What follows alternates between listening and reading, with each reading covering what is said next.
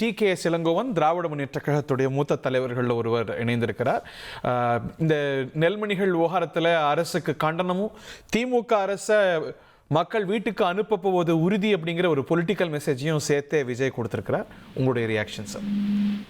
எனக்கு இன்னும் புரியாத ஒன்று, 12 மணி நேரம் மக்களை வெயிலில் நிற்க வைத்து அவர்களுக்கு தண்ணீர் இல்லாமல், அவர்களுக்கு உணவு இல்லாமல், அவர்கள் மயக்கமடைந்து கீழே விழுந்து மரணிக்கிற அளவுக்கு கொண்டு போன ஒரு நிகழ்ச்சி குறித்து இவர் எந்தவித வருத்தமும் தெரிவிக்கவில்லை.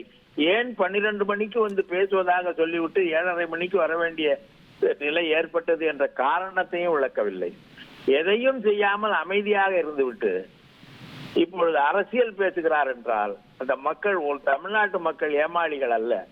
அதே போல இவர் சொல்லுகிற விஷயம் இவர் போய் பார்த்தது அல்ல. எடப்பாடி சொல்லிக் கொடுத்து இவர் பேசுகிறார். இப்பொழுது அவரை மடக்கி விட்டார்கள். பாஜகவும் அதிமுகவும் அவரை தங்களுடைய கைதியாக்கி விட்டார்கள். அவர்கள் பேச சொல்வதைத்தான் இவர் பேசுவார்.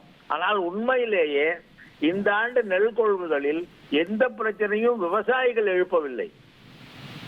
எடப்பாடி பழனிசாமி தான் எழுப்பி இருக்கிறார். காரணம், மழை வந்ததனால் ஒரு சில இடங்களில் சில மூட்டைகள் தண்ணீர் புகுந்திருக்க வாய்ப்பு இருக்கிறது. நான் இல்லை என்று மறுக்கவில்லை, இது இயல்பான ஒன்று. ஆனால் அதை தாண்டி இந்த முறை ரயிலிலே மிக அதிகமான நெல் மூட்டைகள் எடுத்து செல்லப்பட்டது என்ற தகவலும் நமக்கு வந்திருக்கிறது. அதிகாரபூர்வமான தகவலும் வந்திருக்கிறது.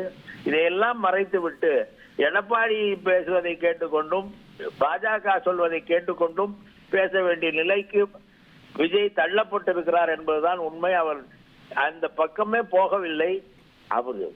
அவருடைய கூட்டத்திலே கலந்து கொண்டு மரணித்தவர்களை கூட பார்க்காத அவர் எதை வேண்டுமானாலும் பேசலாம் என்று நினைத்து பேசுகிறார் என்றால் அவர் இப்பொழுது அந்த கூட்டணிக்கு அடிமையாகிவிட்டார். ஏனென்றால் வழக்கும் சிபிஐ இருக்கு. இதையெல்லாம் பார்த்து அச்சப்பட்டு அவர்கள் சொல்வதையெல்லாம் கேட்கிறார் என்பதுதான் எனக்கு புரிகிறது. அவர் சொன்னது போல எடப்பாடி சொன்னதே பொய்.